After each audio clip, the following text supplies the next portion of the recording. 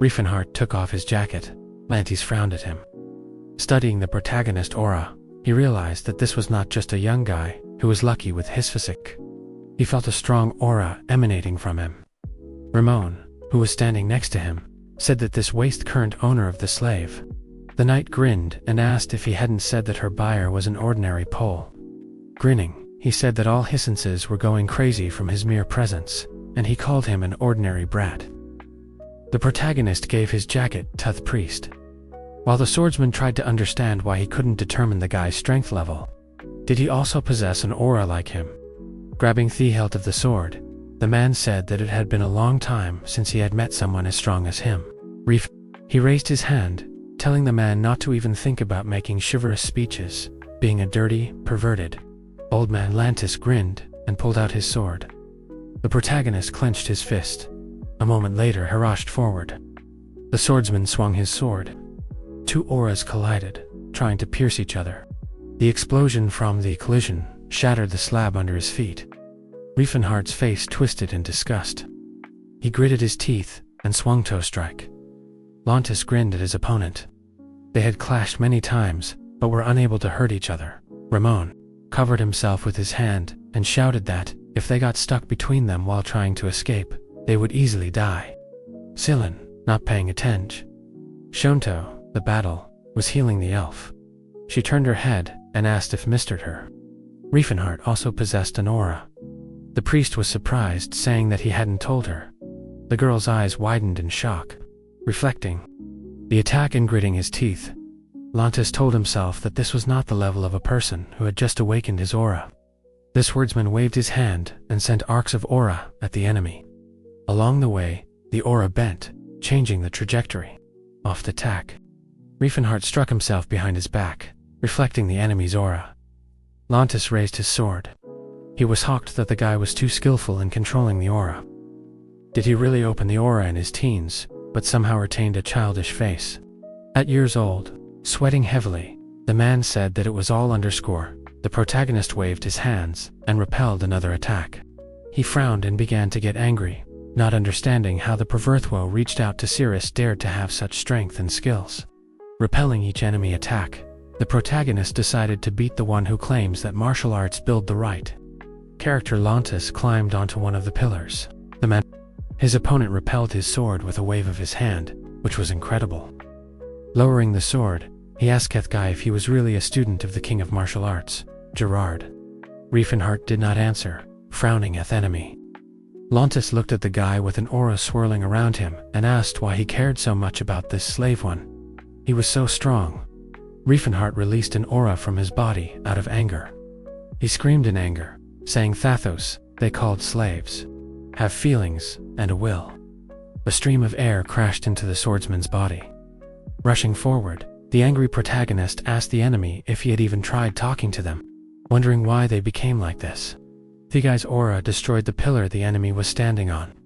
Dodging the enemy's attacks, Lantis said that he had no idea what he was trying to prove. The protagonist gritted his teeth, seeing the same reaction as the others, an unshakable belief that any creature other than humans was only sick. Rushing into the attack, he mentally said that humans can clearly see how representatives of other species cry and laugh, but still refused to let go of the fact that they have feelings. Lantis, dodging the attack, said that it was natural that they, being the pinnacle of evolution, make other slaves. Who are they if not slaves? Riefenhardt, striking the man's head, asked why the descendants of great spirits should bear such a heavy cross, clenching his fist.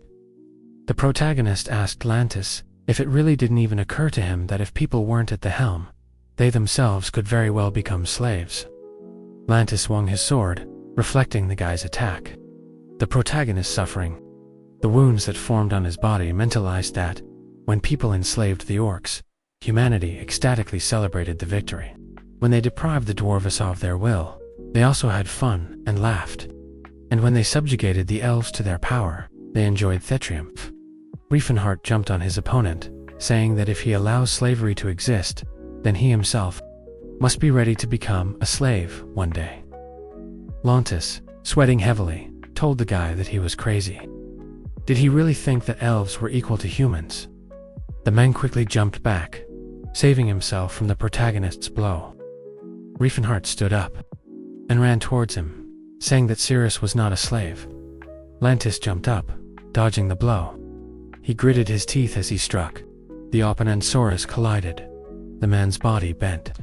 The protagonist struck with his foot. He was going to break this vicious circle. Because if you do not try to change false ideas, one day everyone will live in fear. Lanta's body crashed into Thule. The man gritted his teeth in pain. The protagonist was next to him in an instant. Blood flowed from his frowning face. He was going to fix everything, put an end to slavery. Lantis stared at the warrior in fear. Riefenhardt struck his booty. The swordsman coughed up blood. His body was driven into the wall. With a blow, Riefenhardt broke through Thule. The swordsman flew at great speed into another wall, clenching his fist.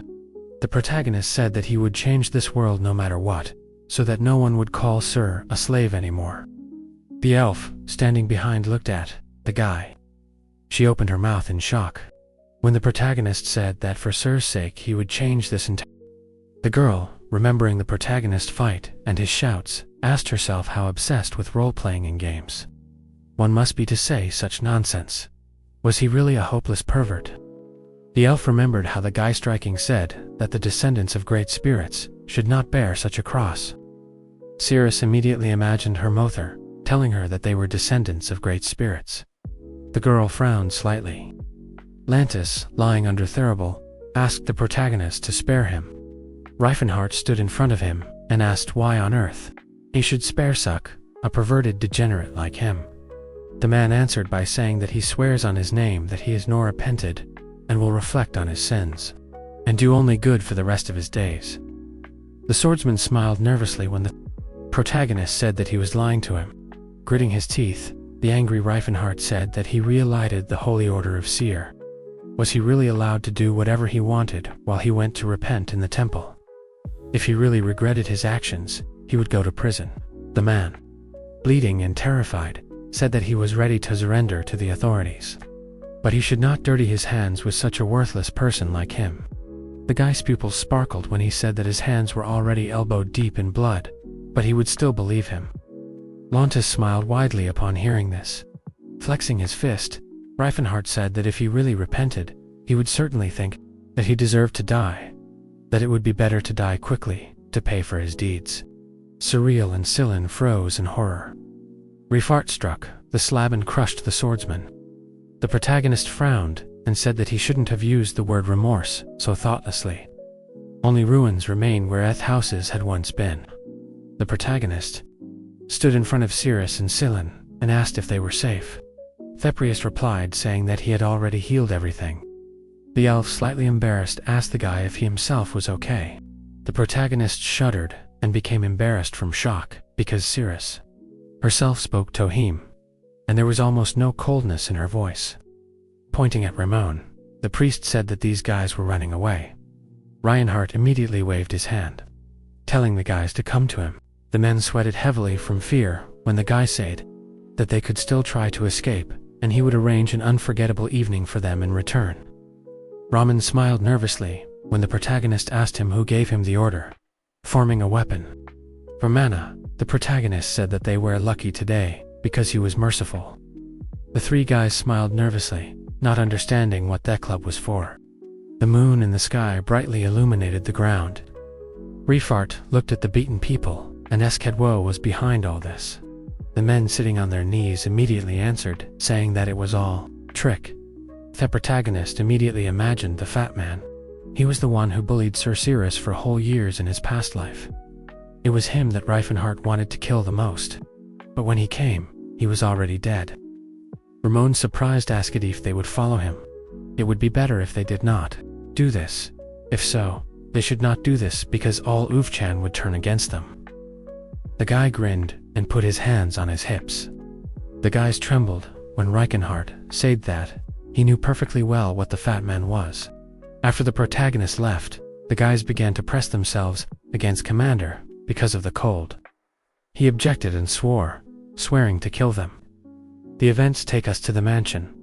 The purple-haired man said that the servants were taking too long to deliver the elf. Tak frowned and said that he himself did not understand why Ramon was gone for so long. Looking at the trembling elves, the man asked who they were. Tak answered by saying that they were Lantis toys. Looking at the door, the merchant's guests said that it was somehow too noisy outside. The merchant answered by saying that they were probably holding another rally there. The warriors ran towards the enemy with a scream. Blood flowed from the nose and mouth of the knight in front. A second later, all three were bleeding from the blow they received. Sillin crouched down next to the wounded man and began to heal him.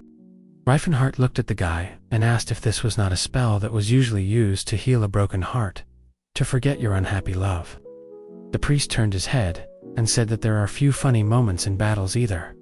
Following the protagonist, the priest asked him how he would get rid of unnecessary witnesses if it weren't for his skills. The warrior responded by saying that he would just come and rip off their heads. Suddenly, an orc stood in front of the group. Takata shouted, saying that he would not let strangers pass. Raising his hand, the protagonist told the orc that he had the blood of a warrior in him, but the one he was so stubbornly protecting was not worth it at all. So why would he even raise his sword for him? Tolkata, holding his sword in front of him, said that he was a warrior and he had his own obligations. If he was swept away or broken, how could he call himself a Va? The orc frowned when the protagonist told him that he was living in slavery, because that man was not even a mentor of life. Tolkata, gripping this word title with both hands, said that even if that was so, a warrior must see things through to the end, even if he was forced to. The protagonist chuckled. This type of Orish thinking was familiar to him. The priest standing behind asked the guy how he knew the Orish language. Cirrus approached the protagonist and said that she would take care of this orc herself.